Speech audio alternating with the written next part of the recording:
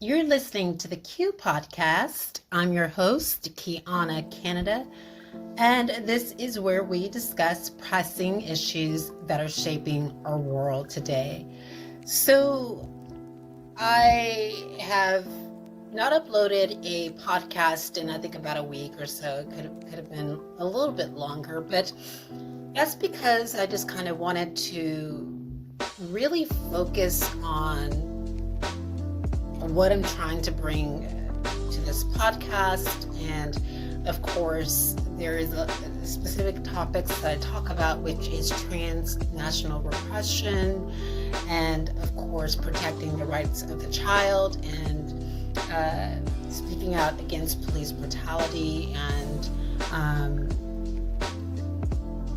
that kind of activism. But I think it's important, as I've done in just a few segments, is just to take a step back and to reflect on the journey. So not only for me to reflect on my journey, but for you to reflect on your journey as well.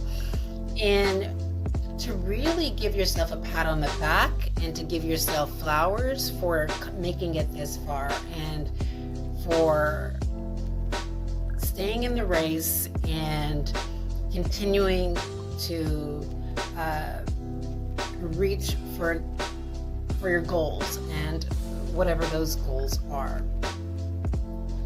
Now, I wanted to do a podcast today on self-love and self-discovery, so that is exactly what this podcast is going to be about. And I got a little help from ChatGPT, and as you know, right now, I'm really not actually putting a lot of energy and time into really writing things effectively. Like I've done, like, of course, there were 3 articles that I wrote for The Jurist, and there are a few articles that are on my website that I've actually just put a lot of energy and time into writing. But because right now my content is being shadowed, and my social media is being shadowed, what I don't want to do is, like, write a magnificent paper like I did with, there are a few, such as the Zaru effect, and why morality policing should be prescribed, the No Knox paper, and also the,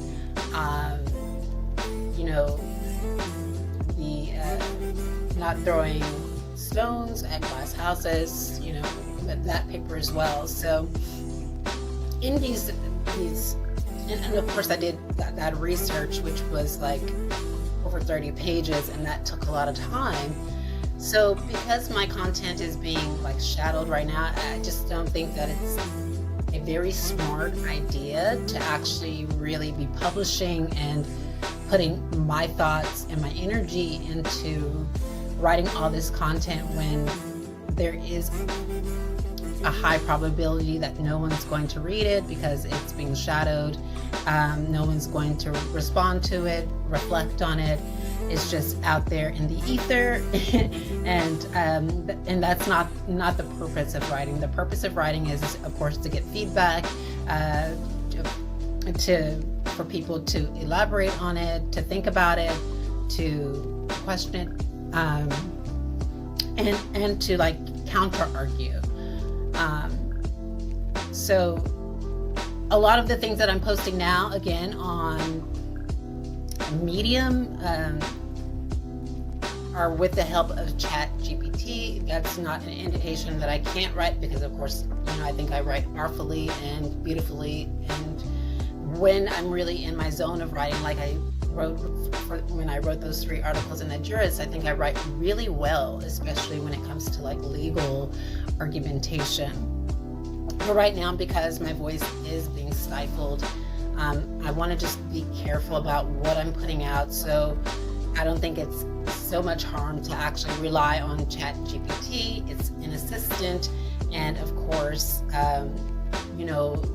the information that ChatGPT is putting out into the world is very quick and fast, And, it's not going to disappoint me if, of course, that information is censored in a way. So, again, this is a podcast that's with the help of the assistant ChatGPT. And I think that it really speaks volumes about what I want to talk about in this podcast. But before we begin, I want to remind you, and I think in one of my podcasts, I spoke about how there was a relationship that I was in, and there was just this painful feeling when the person and I broke up. Now, this is a different relationship.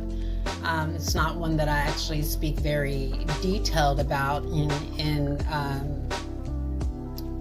really elaborating on that relationship in the podcast. But this one was one where there was a situation where a person that I really did care about and really had a lot of love for decided that they just, didn't want to talk to me.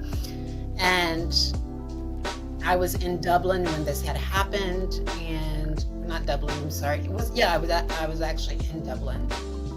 So this was of course, right when I got to Balseskin, and I was still having codependent issues.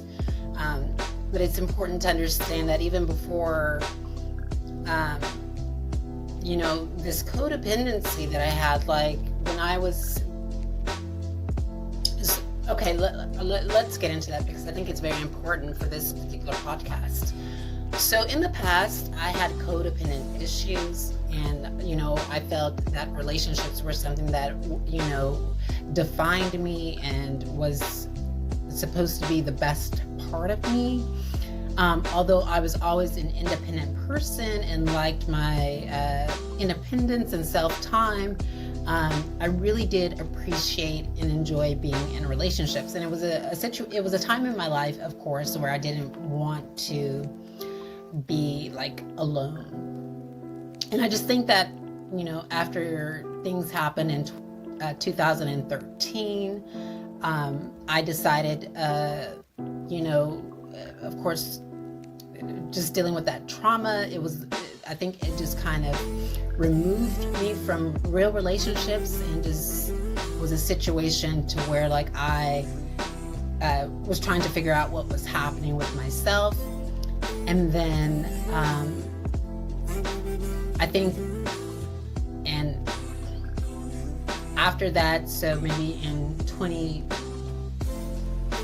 16 and 17, I just really got comfortable and started to date again. And then when I left the United States, there was, trying to get there were opportunities to get to know people. There was still that feeling of people not loving me in return, whether that was a friendship, people, just friends that I had grown to love, and just people that I really had a heart for. I felt okay, these people really don't love me the way that I love them. And moving forward, I decided that was something that needed to change. But I want to explain more. So I remember there was a woman, a trans woman, who I had met in Sweden when I lived in Sweden. So I was in Sweden in year 2019, and I met a trans woman there, and basically we were just really friends. Nothing more than that. I know that people's mind will go into the dark place and think that it was something more. No, this was a trans woman who was a daughter to me, and I really was looking out for her best interests. I really cared for her a lot. And I remember the time when we were in Sweden and she was possibly being deported. They were telling her she couldn't stay in Sweden. And of course, me, I was trying to fight my case, but they were telling her that she couldn't stay in Sweden. And she didn't seem, at all worried about it. But for me, like, it was something that I just really broke my heart, and it brought me to tears. So I just really, I cried about this situation. And when, like, she and I actually were in Spain together as well.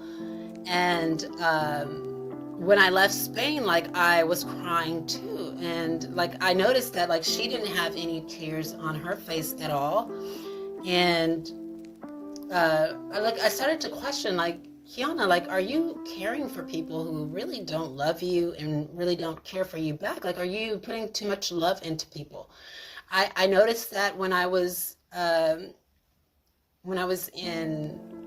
Canada and I was actually being deported, I had lost my asylum claim in Canada, and there was a Nigerian friend that I had, and I really loved her to death. Like, she was just a wonderful woman that I cared for so much. Like, when I met her, I'll tell you, I met her and we lived in the same accommodation together, and we were standing in the line for dinner, and she said, oh, because, so they used to serve tuna all the time. And for me, it didn't bother me because I like to eat tuna, I think it's healthy, and, for me, it didn't bother me.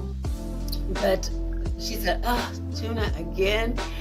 And I just turned around and I was like, this girl is going to become my friend. She and I are going to become best friends. Like I just had this intuitive feeling, and we became like really good friends.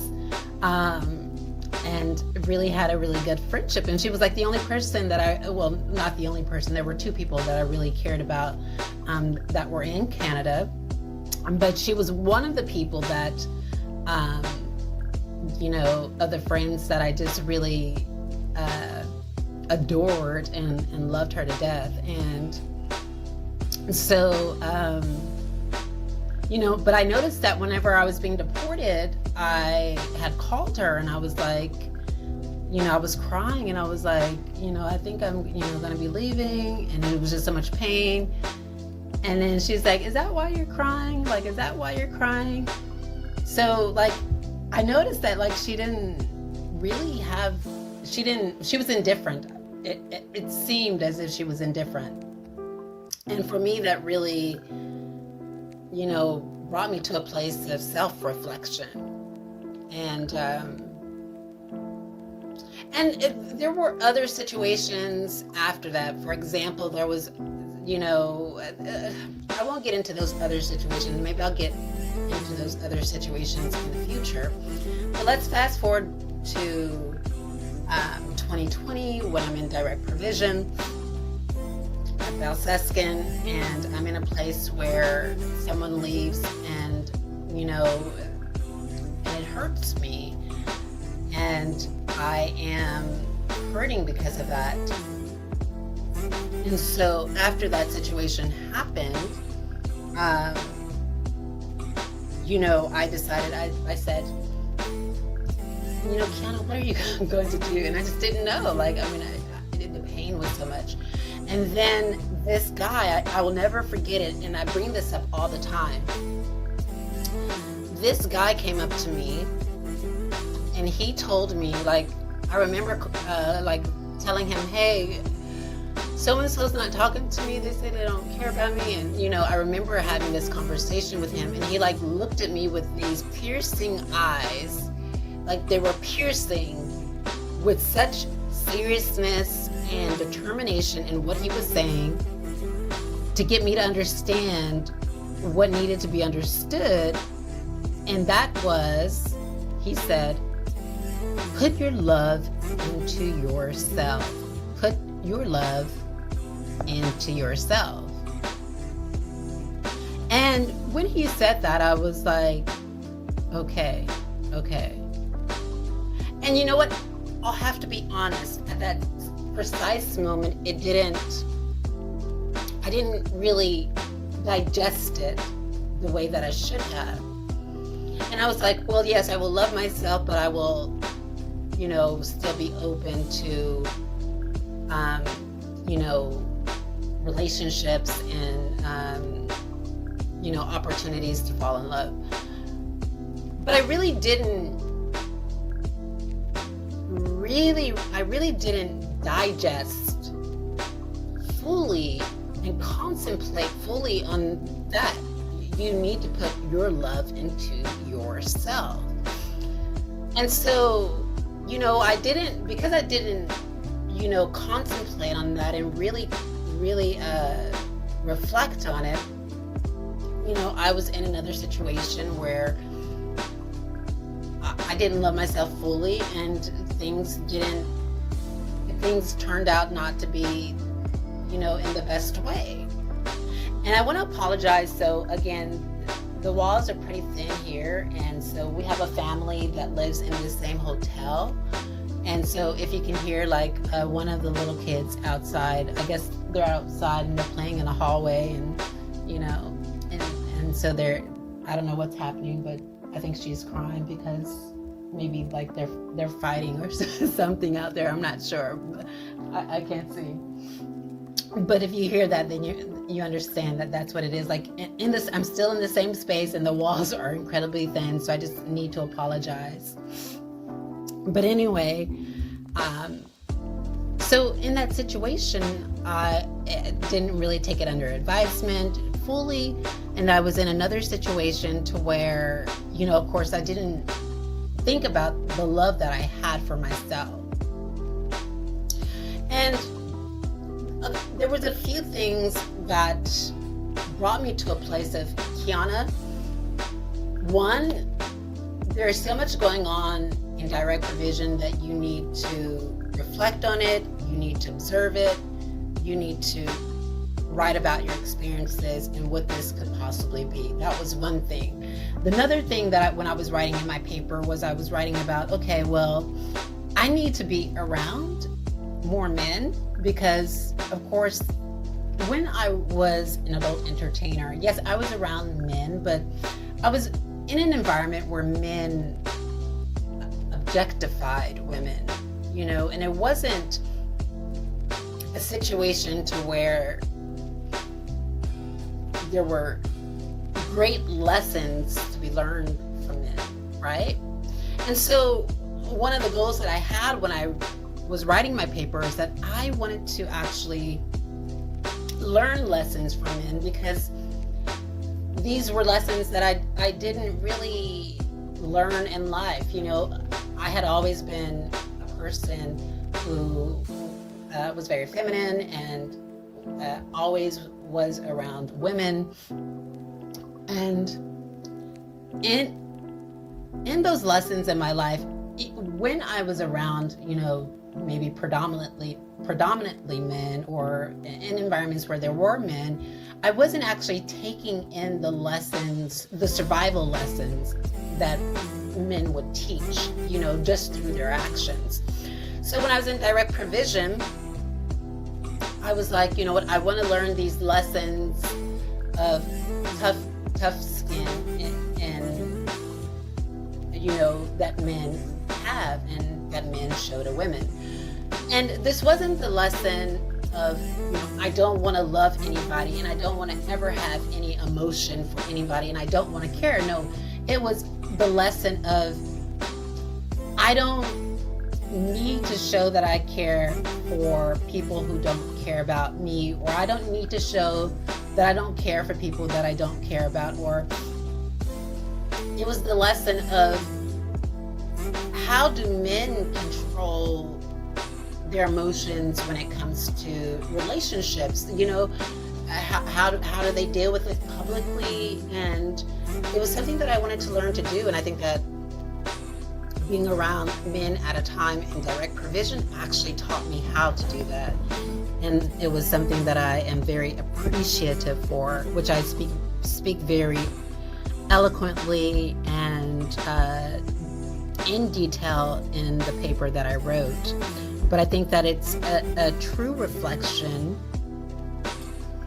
of the dynamics of, duality and the yin and the yang. And it was something that I really just appreciated now. And now I think that just through, I really want to say, I think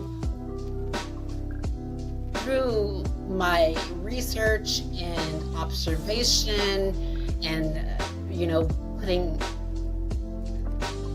becoming a strong person and putting that into practice. And when I mean strong in a way to where resilient, becoming a resilient person.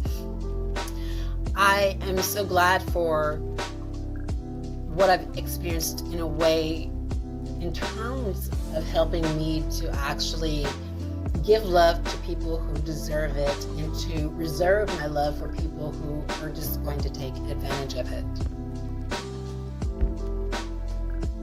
So, as we move forward,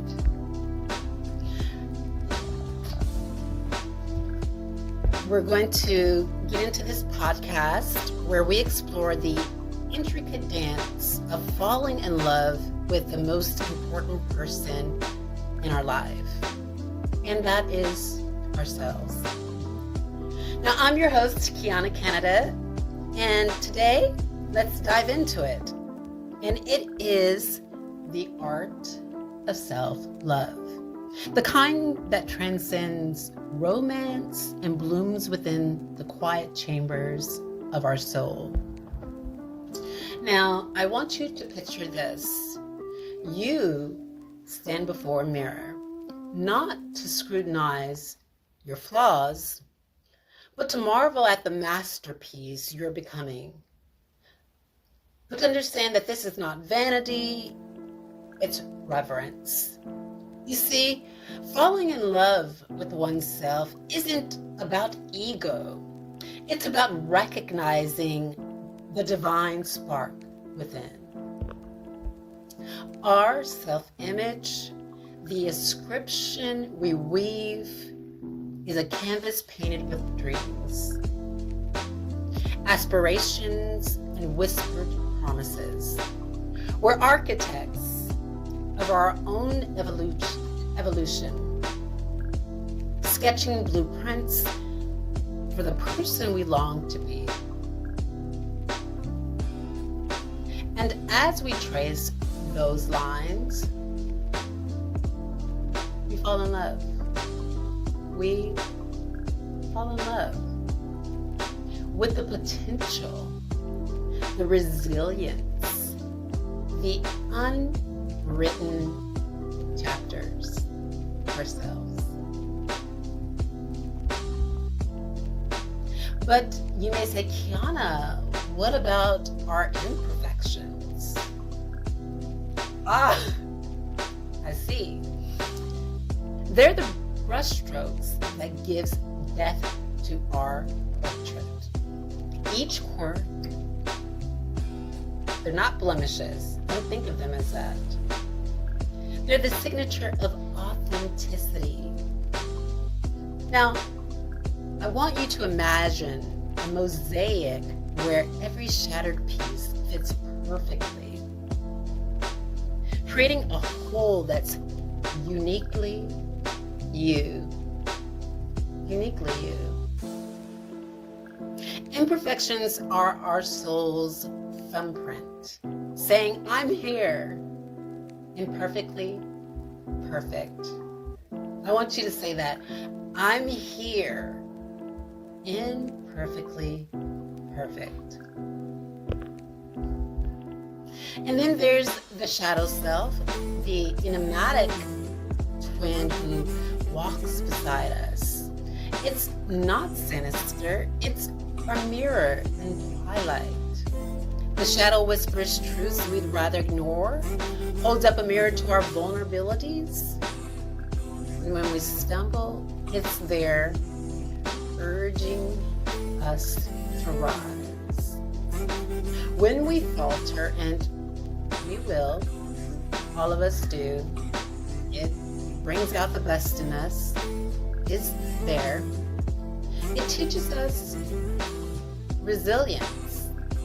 It's the silent mentor, guiding us through pain, showing us the jagged path to growth.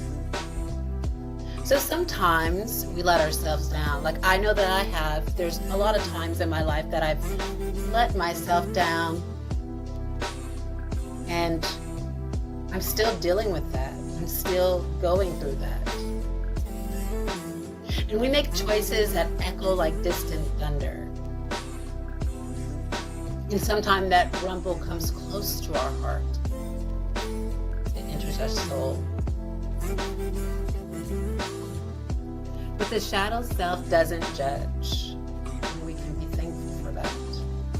It nudges us towards redemption.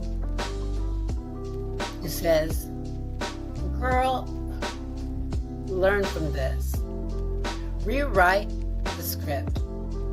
You're not defined by your missteps. You're shaped by your rising. Or it says, boy, or however you identify they, them. Learn from this. Rewrite your life script.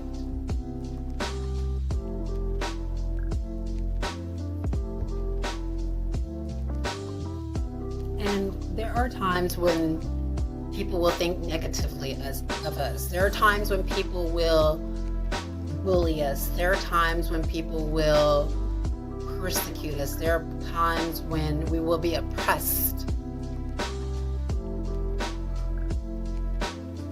And others will see us not how we hope to see ourselves, not how we hope they would see us. But then this is where we should say, that's the prism of perception.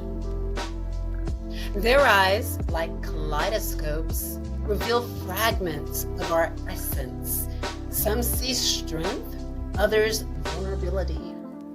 Some see brilliance, others fragility. But remember, their view is filtered through their own stories, and sometimes it's nothing more than self-projection. So we listen, we learn, and we don't surrender our narrative. We're the authors of our story, and our story is our innermost truth. So in this quiet dance of self-love, we find solace. We become our own sanctuary, a place where acceptance blooms like wildflowers after rain.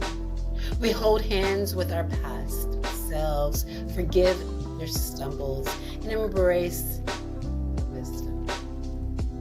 We lean into the whispers of our future selves, knowing they're cheering us on.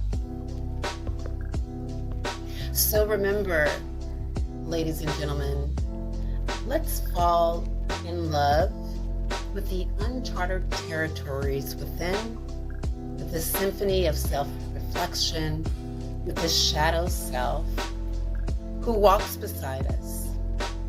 Let's write love letters to our resilience, dance with our imperfections, and honor the pain that shapes us. For in this love affair with self, we become whole.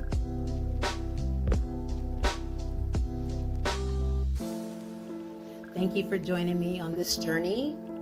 Until next time, remember, you are the protagonist in your biography, in your memoir, in your narrative, in your short story, in your fiction book, in your nonfiction book. You are the protagonist. fall in love with every chapter.